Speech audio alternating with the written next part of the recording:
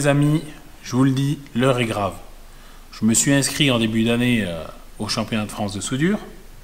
Alors, il y avait plusieurs choix d'épreuves. Et bien sûr, quitte à se foutre dans la merde, je me suis dit, je vais prendre les 3 épreuves.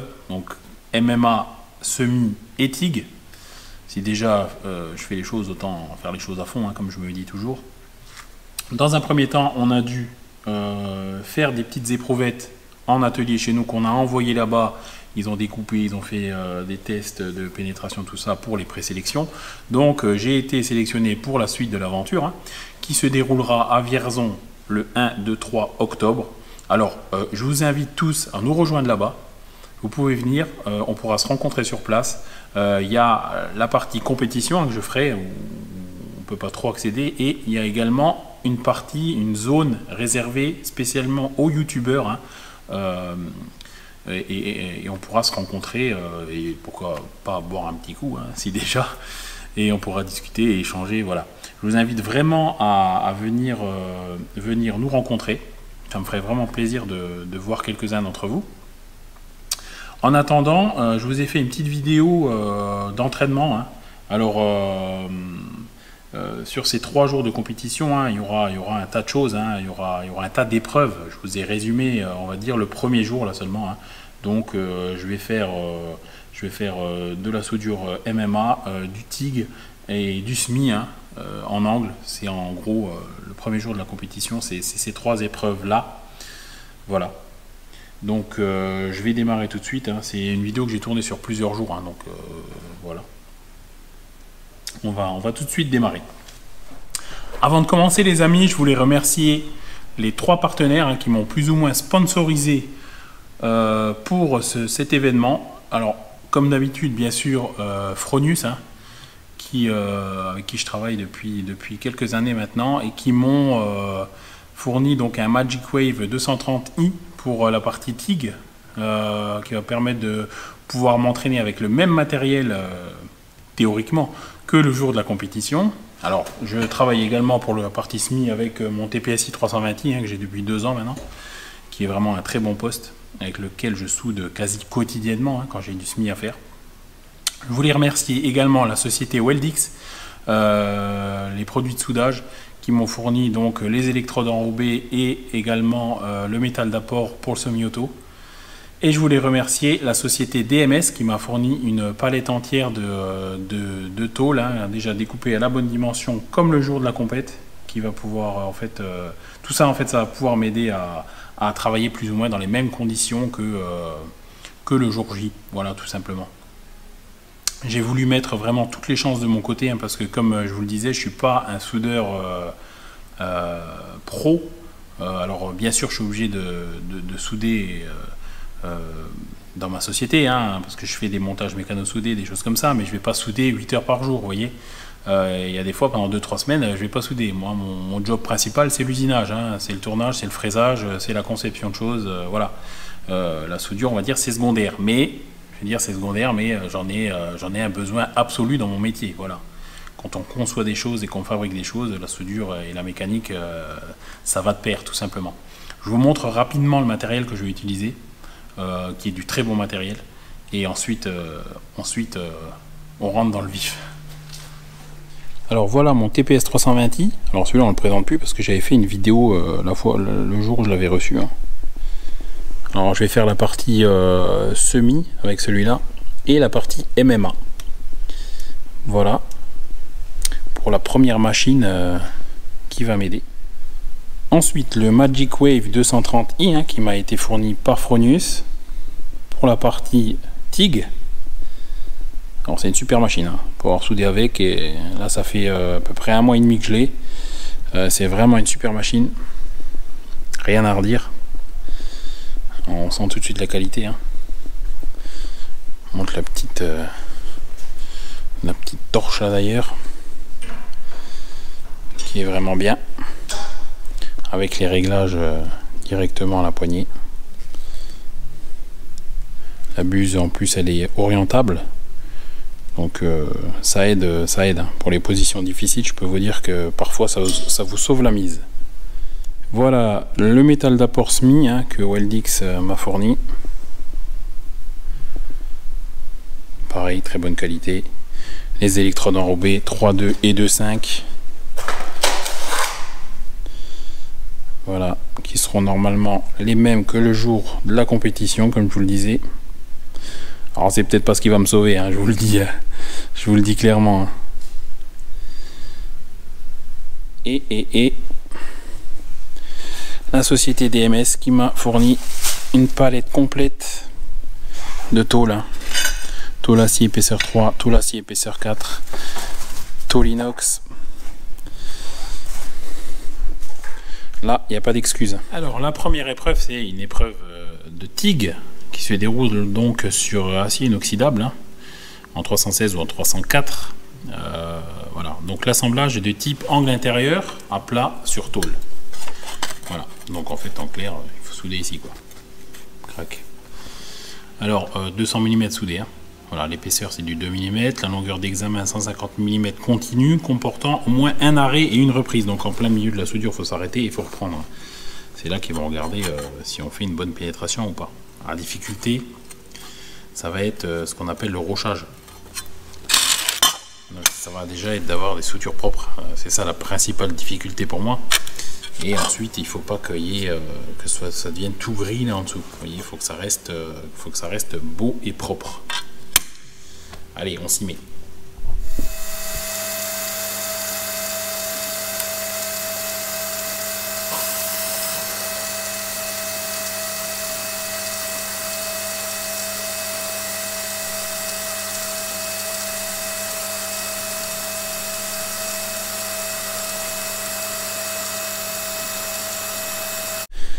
Bon, bah, premier essai. Hein. Alors, si je fais ça le jour J, bah, je suis viré direct et je finis le reste du week-end au bar. Hein. En début, là, ça a été, vous voyez. Je sais pas si on voit bien.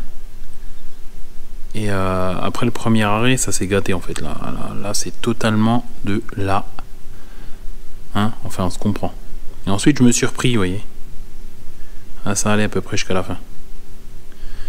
Mais bon, c'est le premier essai. Hein. Je vais en faire un deuxième. On va juste regarder en dessous, là, si c'est pas...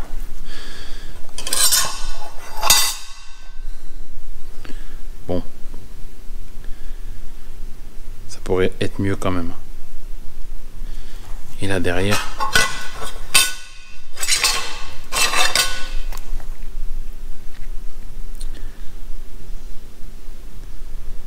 Ouais, c'est pas terrible. Par moment j'étais trop chaud. C'est ça le problème.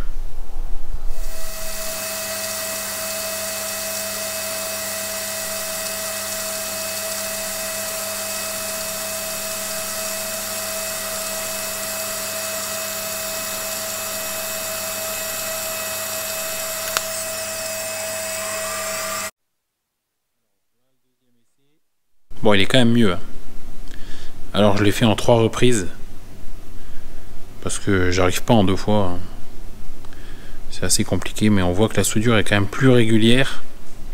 Les endroits bleus là qu'on voit, c'est les endroits où je suis limite en chauffe, hein, je pense. Mais bon, bleu, ça passe, on va dire.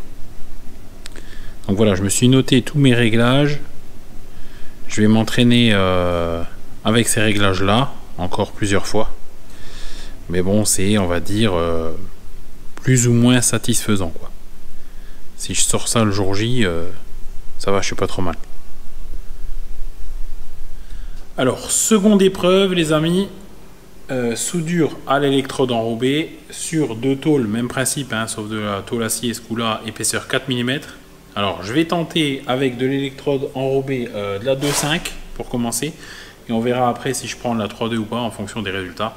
Alors, l'électrode enrobée, c'est ce qui est plus répandu, hein, je pense. Tout le monde a plus ou moins un poste baguette, comme on dit toujours, chez soi à la maison.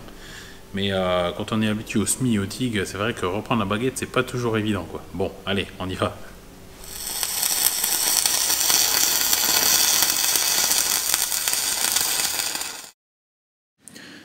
Voilà pour la première passe. Alors, parce qu'il faut faire en 2 fois, hein, comme les autres éprouvettes. Il faut faire en 2 fois. Il faut un arrêt obligatoire. Donc là, je me suis arrêté plus ou moins au milieu. Vous voyez, avec un petit arrêt à peu près, ouais, au milieu de la pièce, quoi. Alors, voit que le cordon est quand même relativement régulier, quoi. J'ai juste un ou deux petits gratons. L'arrêt, je l'ai fait en sifflet, il me semble que ça s'appelle comme ça, pour pouvoir mieux redémarrer tout à l'heure. C'est important en fait de s'arrêter comme ça. J'accélère un petit peu sur la fin. Et ensuite, ce que je vais faire, je vais meuler à cet endroit-là pour pouvoir reprendre ensuite une soudure, parce que c'est à cet endroit-là qu'ils vont la couper, la pièce, et l'analyser. Alors je sais pas s'ils font une radio ou s'ils font un genre de ressuage dessus. Et ensuite, bon, je continuerai jusqu'au bout, quoi. Voilà. Donc je vous dis, je vous donnerai une fois la compétition terminée tous mes réglages et tout ça, aucun souci. J'ai rien à garder secret pour moi. C'est pas, ça pourra peut-être même en aider certains d'entre vous, qui ont, je pense, un poste MMA à la maison. Donc je vous donnerai mes réglages pour la tôle de 4 en angle, voilà. C'est une question d'ampérage, souvent, et une question de coup de main, voilà. Mais c'est vrai qu'à force de plus souder au MMA, comme je vous le disais tout à l'heure, c'est vrai qu'on est un petit peu rouillé, quoi. Là ça va, ça a été, mais voilà, il faut pas perdre la main, quoi. Je pense que si j'arrête de souder à la baguette pendant 2 ans, je vais vite oublier comment on fait. Donc voilà, pour le semi, comme tout à l'heure, 2 tôles épaisseur 4 mm en angle. Alors, soudure bien sûr standard, pas de pulsé, dommage. Ça m'aurait bien aidé parce que j'adore souder en pulsé. Donc c'est parti pour l'assemblage.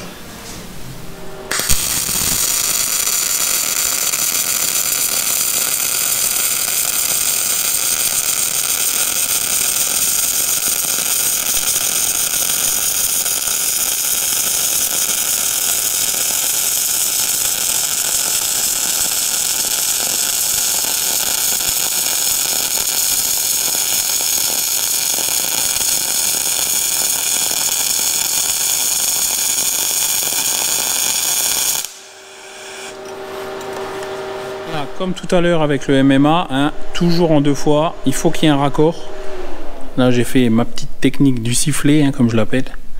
Alors vous voyez ce que je disais tout à l'heure par rapport au pulsé. Ce qui est dommage, dommage, on s'habitue aux bonnes choses comme je dis toujours.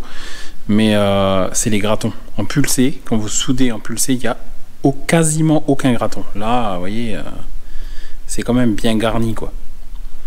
Alors je pourrais augmenter un peu mon intensité et passer en mode spray, comme on appelle ça. Les soudeurs doivent connaître. Mais bon, après ça ferait trop de pénétration, je pense, trop de chauffe. Donc voilà, là je suis un peu à la limite. Le cordon, je veux dire, est régulier, c'est propre.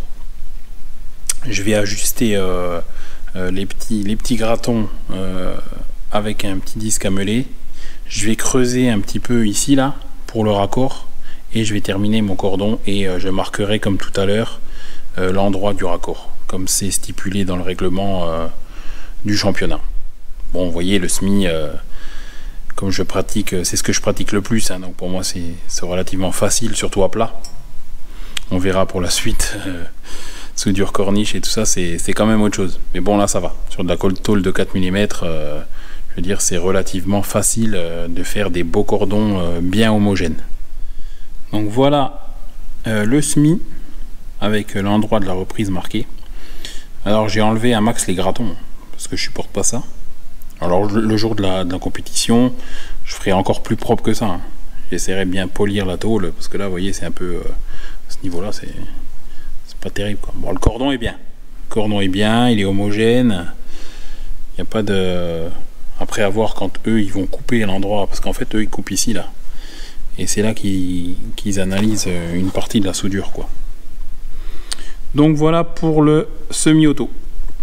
Je vous ai mis mes 3 éprouvettes l'une à côté de l'autre. Donc TIG. Alors bon, on va dire que c'est le procédé qui me pose le plus de problèmes parce qu'il faut vraiment être régulier. Il faut, en plus de l'inox, c'est pas évident. C'est, je pense, un manque de pratique. Vous voyez, par exemple, là, j'ai pas assez d'intensité. Après, plus la tôle chauffe, plus il va y en avoir. Les reflets bleutés, là, je suis limite trop de chauffe. Vous voyez, c'est pas noir, mais violet. On est à la limite.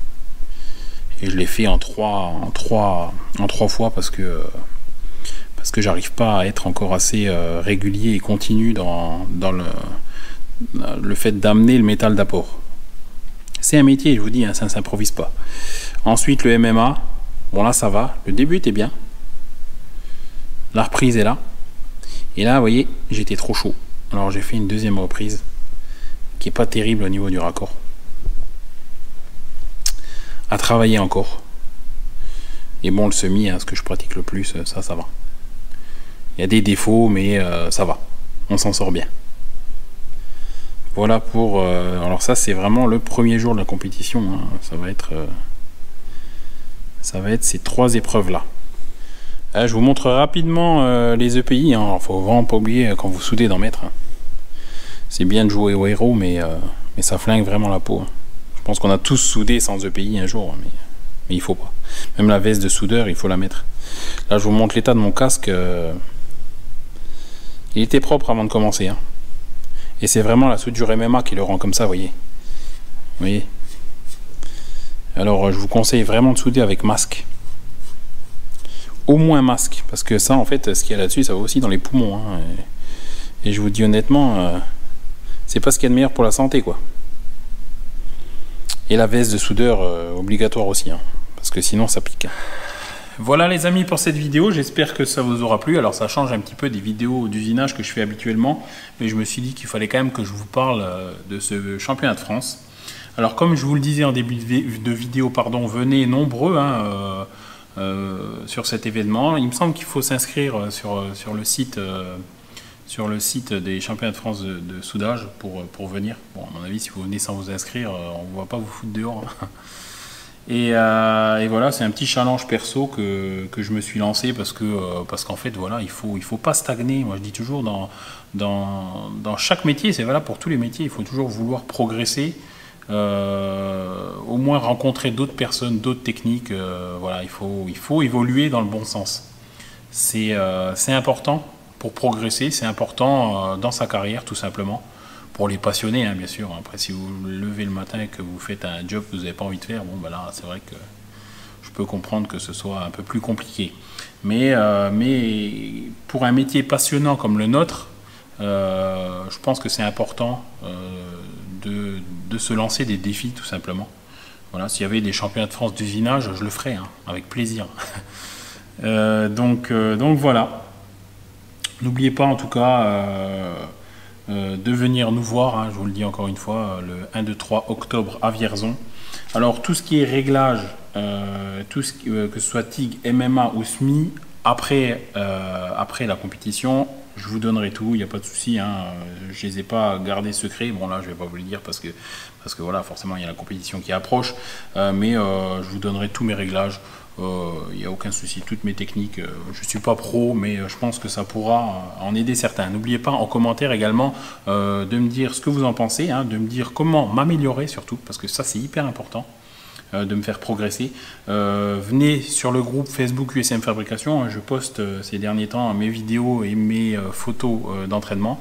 Venez vous inscrire, hein. Vous verrez que vous ne serez pas mécontent de l'ambiance qui y règne. Venez également me suivre sur Instagram, hein, USM Fabrication. Tous les jours je poste des stories et des choses comme ça. Voilà, je ne filmerai pas le reste des entraînements, hein, parce qu'il y en a d'autres, hein. Il y a de la soudure sur tube encore, il y a le fameux HL 045 hein, qui me fait peur. Je pense pas le temps de tout filmer, il va falloir que je m'entraîne un petit peu dans mon coin ces prochains temps et que j'essaye de progresser un maximum jusqu'au jour de la compétition. Voilà. En tout cas, à bientôt les amis. N'oubliez pas de liker, de partager et venez nous rendre visite. À plus.